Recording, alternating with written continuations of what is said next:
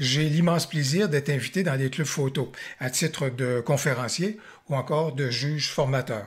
Qu'est-ce que je fais lorsque je suis un juge formateur? Ben, ce sont de très très belles soirées où les membres du club photo auront donc acheminé des photos, auront donc proposé des photos, et là je vais passer en revue les photos des membres. Et je vais faire part de belles réussites, des éléments de belle qualité chez certaines des photos, et également à l'occasion donc des suggestions et des observations afin que les gens puissent progresser dans leur cheminement photo. Ce sont donc de belles soirées pour l'enrichissement des connaissances de tous et chacun. Souvent dans le lot des photos que je vais avoir analysées, il y aura inévitablement certaines des photos qui seront comme celles que vous avez sous les yeux. Et soit dit en passant, c'est une de mes photos. Alors, à ce stade-là, rendu où est-ce que ça en est, la personne va soumettre cette photo-là. Et là, je vais lui poser la question, le cadrage, il est correct, mais où veux-tu que notre œil aille dans ta photo? Pourquoi? Parce que cette photo-ci, comme celle-là, elle manque de direction et surtout, elle manque de mise en scène. Qu'est-ce que la mise en scène? Eh bien, au bout du compte, pour la mise en scène, on a besoin d'avoir de la lumière et de la lumière qui va diriger notre regard. Et il n'y a pas mieux que de se tourner vers la création d'un noir et blanc pour mieux comprendre ce que c'est que la mise en scène dans notre photo et surtout la création de la lumière et du relief. Voilà donc ce qu'on examine maintenant.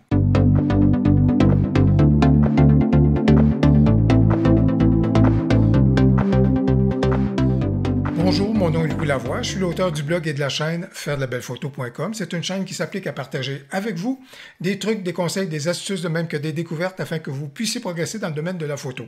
Si vous aimez des vidéos comme celle-ci, n'hésitez donc pas à cliquer sur j'aime et surtout, n'hésitez pas à vous abonner. Ici, ma photo manque cruellement de personnalité et c'est pour ça que je dis que j'ai besoin de me transformer en un metteur en scène. Un metteur en scène, vous connaissez la fonction au niveau du théâtre. Il vient dire à ses comédiens, ben, au niveau de tel comédien, tu dois te placer à tel endroit, toi, tel comédien, place-toi à tel endroit, dis tes répliques de telle façon, etc. Ça, c'est le boulot du metteur en scène. Et si vous regardez la photo et que je continue l'analogie du metteur en scène, ben, j'ai placé mes comédiens sur scène. C'est-à-dire le grand bloc de roche qui est là à la droite, ça, c'est un comédien. La cascade qui est là, j'ai choisi de la localiser à cet endroit-là. Ça, c'est un autre comédien. Les paliers qui sont là à la gauche, c'est un autre comédien. À l'arrière également, il y a un arrière-plan qui est là. Donc ça fait partie de la scénographie du décor à ce moment-là. J'ai choisi de placer ça et de configurer ça de telle façon. Donc, mes comédiens sont en place.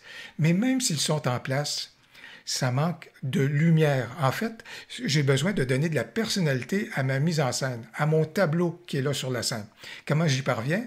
En disant à des techniciens de scène qui vont ajuster l'éclairage, j'ai besoin d'avoir un faisceau lumineux là. Ici, et à telle intensité parce que c'est le comédien principal.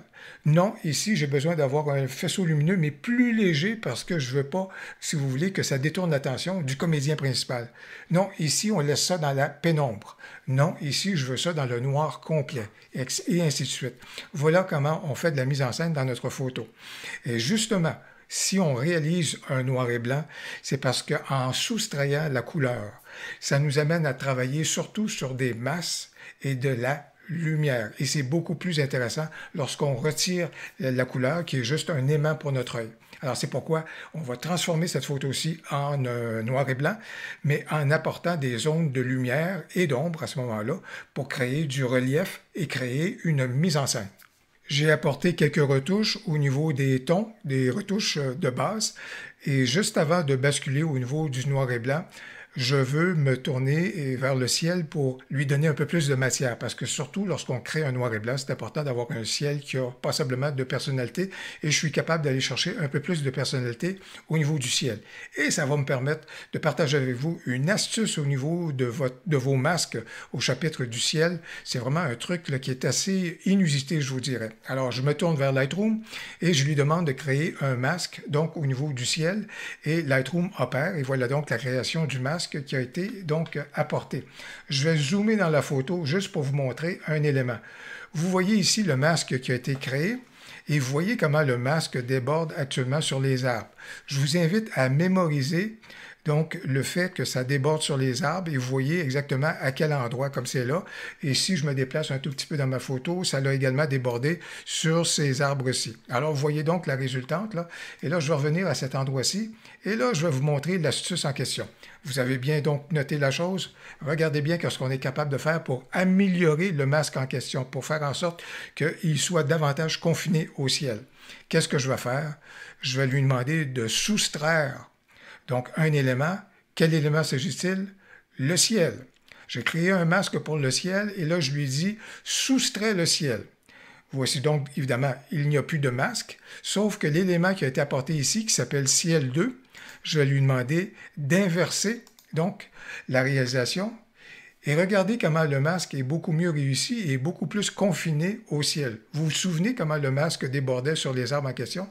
Regardez, comme c'est là, le masque est beaucoup mieux réussi. Ce n'est pas un sans faute, ce n'est pas parfait, mais c'est absolument stupéfiant de voir comment cette manœuvre-là, et regardez ici, le masque était là, dans le haut de ces arbres-ci, et là, ce n'est plus le cas du tout. Alors, c'est complètement fou comme astuce, mais vous sélectionnez le ciel, vous lui demandez de soustraire le ciel, vous inversez le deuxième masque qui a été créé pour la soustraction, et bien voilà, vous allez avoir un masque beaucoup mieux réussi. Et là, donc, profitant du masque en question, qu'est-ce que je veux faire? Bien entendu, alors là, je veux diminuer donc les hautes lumières pour récupérer beaucoup plus donc le ciel en question et je vais sous-exposer également jusqu'à un certain point le ciel en question et vous voyez que je viens de gagner passablement en personnalité au niveau donc de mon ciel. Maintenant que notre ciel a de la personnalité, on va s'en aller du côté du noir et blanc et là je vais basculer donc du côté du noir et blanc et je vais profiter de l'outil qu'on apprécie beaucoup au niveau du noir et blanc pour justement apporter des ajustements.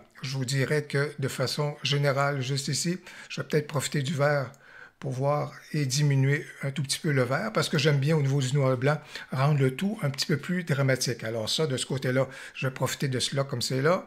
Au niveau du bleu, particulièrement au niveau du ciel, à ce moment-là, en profitant du bleu, je diminue le bleu. Ça va donc encore une fois renforcer un peu plus le ciel. Et là, juste ici, on a du jaune et de l'orange au niveau de la pierre. Alors encore ici, on peut jouer avec ces éléments-là tout simplement pour augmenter un tout petit peu et assombrir certaines zones au niveau donc de notre photo. Et du côté du rouge ici, il n'y a pas beaucoup d'éléments au niveau du rouge, ça là-dessus, et du côté violette et magenta, manifestement, il n'y en aura pas. Alors au niveau donc de l'outil, je pense que c'est quelque chose qui est intéressant si on regarde le tout. Alors voilà donc ce qui a été apporté comme c'est là. Alors à titre de mise en scène, si je vous posais la question, quel est votre comédien principal, vous me répondriez, et là la réponse vous appartient. Mais dans mon cas, mon comédien principal, c'est l'eau. Alors c'est là que je veux attirer le regard sur la cascade qui est là au premier plan. Alors, comment je vais y parvenir? C'est là qu'on est en mesure de se tourner vers les masques et le plaisir commence. Et j'ai un plaisir, moi j'ai beaucoup de plaisir lorsque je commence à basculer justement sur des éléments comme c'est là, avec un masque radial qu'on est capable de faire pivoter comme c'est là. Et là, ce que je veux apporter au niveau donc des différents éléments, là, je commence à jouer au niveau donc de la mise en scène. Je veux augmenter l'exposition, je veux augmenter les hautes lumières, pour donner un peu plus donc de blancheur et de personnalité donc à l'eau qui est là. Alors c'est ce que je veux apporter. Ce que je peux également faire, comme c'est là, c'est tout simplement dupliquer également le masque en question. Alors je veux dupliquer masque 2 parce que je veux faire le même exercice juste ici avec l'autre portion de la cascade qui est juste là. Alors ça peut être intéressant. Je vais apporter cela comme c'est là. C'est donc au niveau, je vous disais, de mes faisceaux lumineux, de mes projecteurs. J'apporte donc la lumière qui est là. Par contre, si je veux que cette lumière-là ressorte davantage, alors là, je veux donc apporter un peu plus de noirceur à certains endroits. Je vais donc me créer un autre cadre. Mais juste avant que je le fasse, j'oubliais, peut-être que j'ai besoin d'avoir un autre faisceau lumineux qui serait juste ici, sur la toute petite portion, juste là, il ne faut pas que je l'oublie. Elle aussi mérite d'être mise en vedette. Alors, je l'apporterai et peut-être que dans ce cas ici, je vais faire ressortir puisqu'il est un peu plus dans l'ombre. Alors là, je vais apporter un petit peu plus de blanc pour celle-ci. Alors, j'ai donc 3 spots lumineux qui ont été apportés. Mais pour que ces spots-là ressortent encore davantage, bien, ce que j'ai besoin de faire, c'est apporter un peu plus, juste ici. je le disais, on peut apporter de l'ombre ou de la pénombre à certains endroits, ou même des zones un peu plus noires, pour que, à ce moment-là, ce qui est en périphérie ou aux abords soit encore plus lumineux. Alors, c'est donc ce que je vais apporter en diminuant l'exposition, l'ombre et en rajoutant du contraste. Alors, juste en créant cette zone un peu plus noire, vous voyez que ça permet quand même à la lumière qui est là, donc d'être un peu plus mise en vedette de ce côté-là. Qu'est-ce que je veux faire de ce côté ici? Juste là, je pense que je veux encore là, au niveau de mon palier, encore une fois, et j'aime bien travailler avec le masque radial, je le fais toujours avec, si vous voulez, un contour progressif à 100%, ce qui veut donc dire que tout ça est un peu atténué. Il n'y a rien qui est trop exagéré, qui est trop prononcé au niveau donc de mon masque.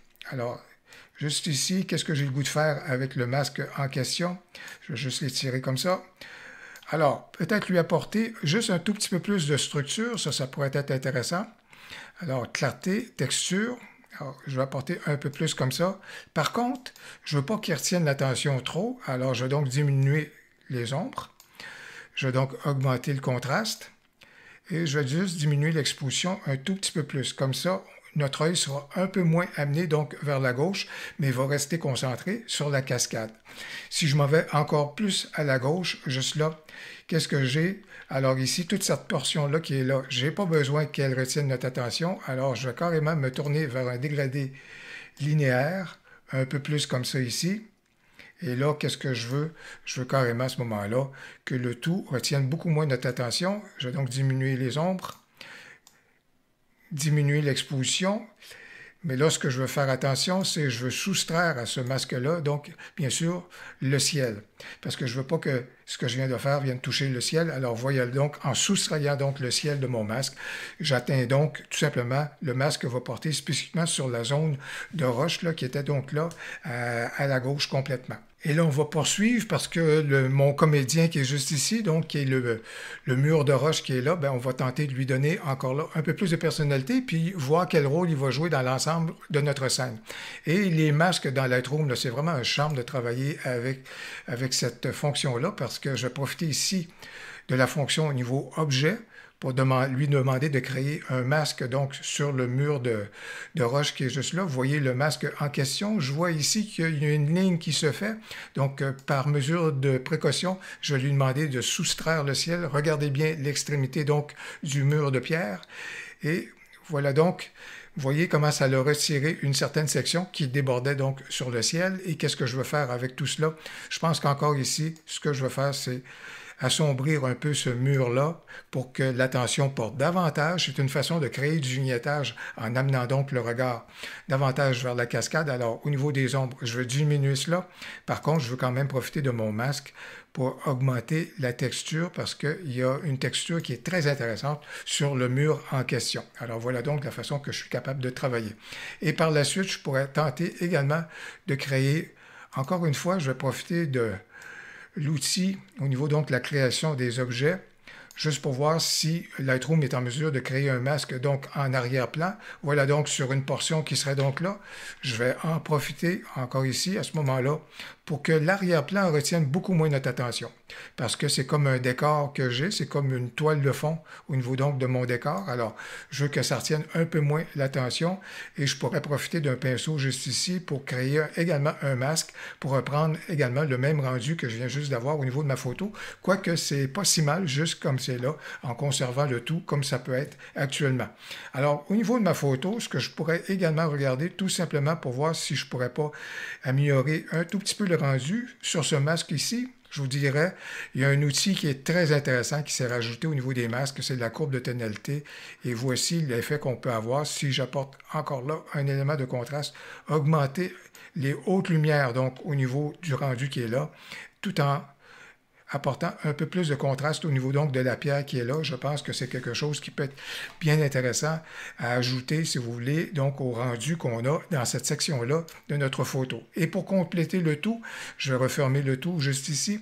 Je pense que je vais me tourner, lorsque je crée un noir et blanc, j'aime bien aller au niveau du color grading et apporter des fois une petite teinte bleutée au niveau donc de mes zones d'ombre. Alors je vais donc apporter un tout petit bleuté comme c'est là. Ça apporte une petite couleur. Ça refroidit le tout. Je pense que c'est quelque chose qui est intéressant et on peut profiter de cette fonction-ci au niveau de la luminance, juste pour voir justement de quelle façon on veut apporter notre petite teinte bleutée à notre noir et blanc. Et en définitive, et là vous me direz dans les commentaires ce que vous en pensez, mais en définitive, est-ce que au niveau donc du rendu de ma photo, je vais juste enlever donc mon menu qui est à la droite. Qu'est-ce que vous en pensez au niveau donc du cadrage? Parce que j'ai éliminé ou atténué, si vous voulez, le côté gauche de ma photo en assombrissant les zones pour amener le regard vers l'eau. Mais au bout du compte, au niveau de mon cadrage, qu'est-ce qui est plus pertinent au niveau de mon cadrage? Est-ce que je devrais également tout simplement resserrer mon cadrage de cette façon-ci au niveau de ma photo? Alors ça aussi, c'est une façon, si vous voulez, d'apporter et de compléter une mise en scène qu'on fait au niveau donc de notre photo, c'est de déterminer qu'est-ce qu'on conserve comme matière et comme cadrage au niveau de notre photo. Alors au bout du compte, voici donc mon cadrage initial avec les retouches que j'ai apportées, mais l'autre hypothèse qu'on peut avoir également et qui ne serait peut-être pas fausse, ce serait également de resserrer notre cadrage de cette façon-ci. Vous me direz dans les commentaires ce que vous jugez le plus pertinent et le plus efficace au niveau donc de la photo. Eh bien, j'espère que vous avez apprécié la création de ce noir et blanc et la démonstration d'hypothèses de mise en scène que vous seriez en mesure de réaliser dans vos photos afin que vous puissiez mieux comprendre et gérer le phénomène de créer du relief, de même que de créer des zones lumineuses pour que notre œil soit mieux guidé dans votre photo. J'espère que vous avez apprécié la vidéo. Si c'est le cas, n'hésitez donc pas à cliquer sur j'aime et surtout, n'hésitez pas à commenter. J'ai bien hâte de vous lire. Au plaisir, à la prochaine.